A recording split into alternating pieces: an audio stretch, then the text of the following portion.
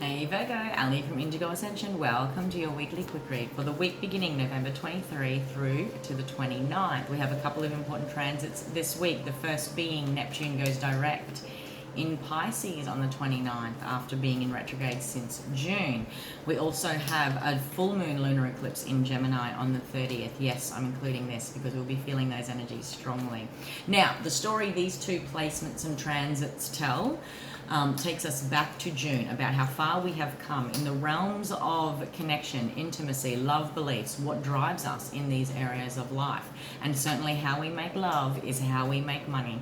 The way in which we exchange energy with another, with self, the investment I make into a workplace, my time, my energy, my emotional output, my mental output, based on the salary I get back and the energy I get back from that place is the same formula in love relationships. Okay, so the tarot that I'll be pulling will represent past, present, future, about how far we have come in this journey since June, about how we've clearly identified what drives us and what fears get in the way when it comes to genuine abundance and equal reciprocity rather than imbalance or being driven by our fears. And certainly more important still, with Neptune in Pisces, it's great to have a dream and a vision and all, but it's quite another to truly act on it in little ways and in big ways, and to hold faith for that that vision, free of our fears. Okay, because it's only up to us to act on and manifesting them, rather than sitting there thinking that, you know, my ideal life is taking too long to manifest. It's about taking accountability to act on it. Okay, and how we can address that using that full moon lunar eclipse in Gemini by obliterating fear. Now, especially in the realms of intimacy, get, you know, into me, seeing the truth of what drives me. Now, I'll pull the 3 cards and I'll also pull a crystal card. I was going to say something to you guys. Can't remember. All right, underneath the deck. The 4 of Swords. This is about going into temple. This is about releasing the conflict, inner or outer. Conflict with self. Really going in to identify this 3 of Swords energy that has been my guiding light in many ways. Being guided by my fears. Being guided by past hurts. Being guided by a lack mentality, or not saying yes to life just in case loss happens, all right? Take it however it resonates. This heavy influence of being driven by this past pain and betrayal of the 3 of Swords. I've finally put my sword down where I'm constantly battling this, okay? So maybe since June, in many ways, you Virgos have grown in some sense or another, where you've been able to identify how that really was ruling your reality, and preventing you from truly grounding down your dreams into reality, preventing you from truly experience equal reciprocity in relationships, in romance, in business, okay? It's great to have a dream and all, but it's like I said, there's this action energy in order for me to manifest and create that equally back in return for self.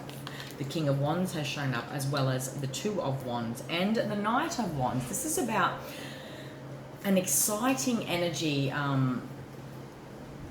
that you sense, but you're also not committed to it. Okay, so perhaps, you know, without those details, Virgos are very much focused on the details, very much focused on the practical. This is all fire, okay? So the fire seasons, Aries, Leo, Sagittarius. I want to rewind you back to the end of March, the end of July, fire season, Sagittarius is coming up, has really taken you on this journey to identify how we can truly be empowered and confident or not. We can have faith and believe that the dream will manifest despite not having any practical evidence for it.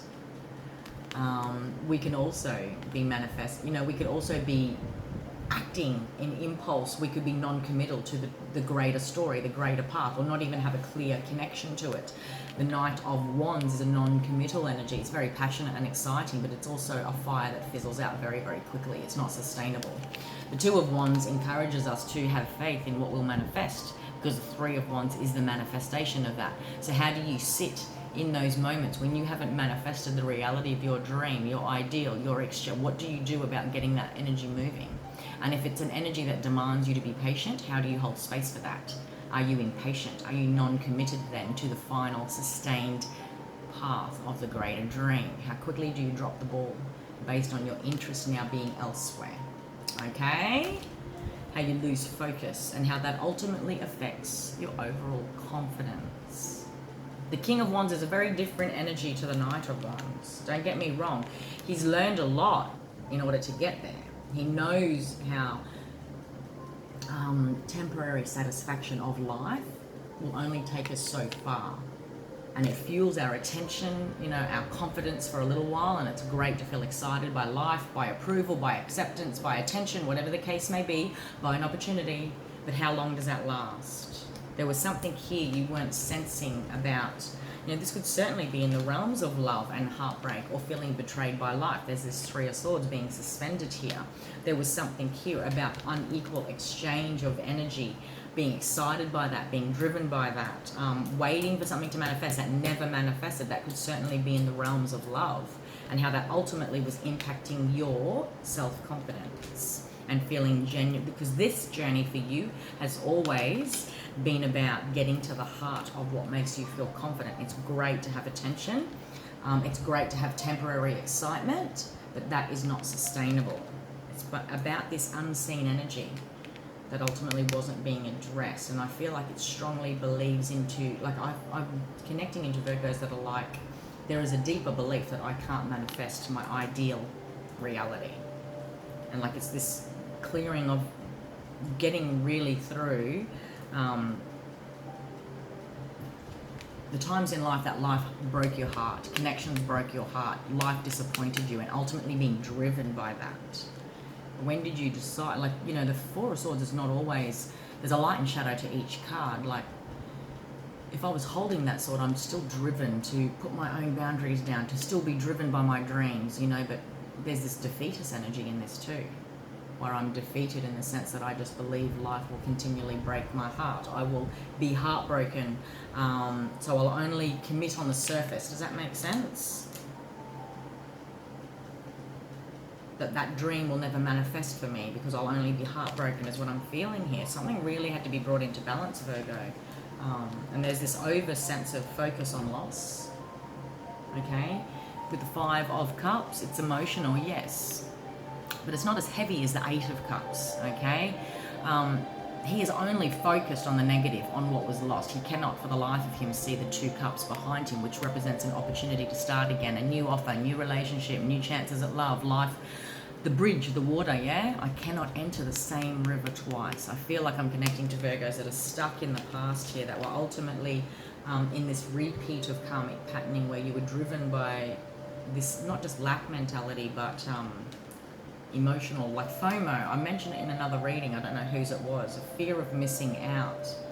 So what's the point of investing because I'm going to miss out anyway? Or, you know, responding and reacting in the moment for fear of missing out on what this energy ultimately represents, which is only temporary. It's not sustainable.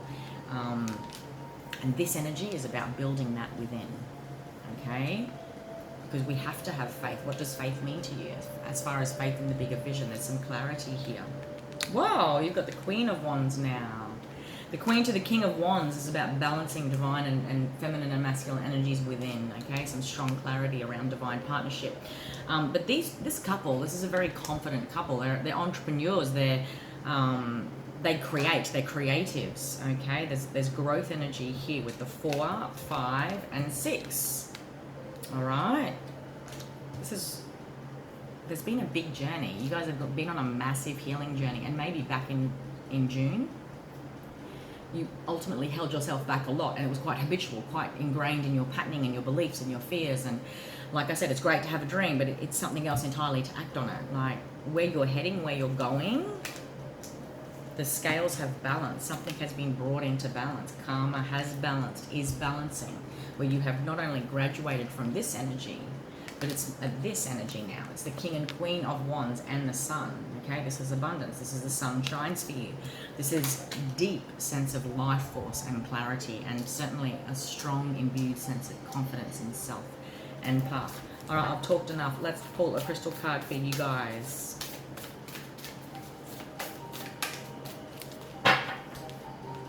My lovely Virgos. Charoite, wow, okay.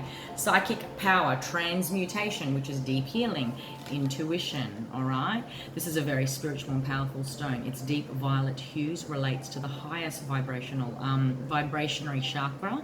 It's a karmic stone that enables us to transcend the mundane physical aspects of the body and gain deeper insight into our spiritual nature and the higher plan of the soul's purpose. It ensures that we are following our own path and not being led by the influence of others.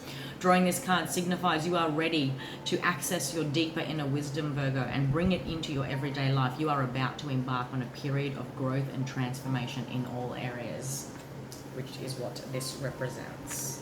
After a time of really transmuting and karmically healing some deep ingrained patterning about beliefs, self-worth, past heartbreak and disappointments. All right, Virgo, that was your quick read, which wasn't very quick. Hope you got something out of that, my friend. Head on above to the bio link if you'd like to book a personal reading with me online through the website, or if you're watching on YouTube, it's down below in the description box. Have an empowered week, my friend, and take care.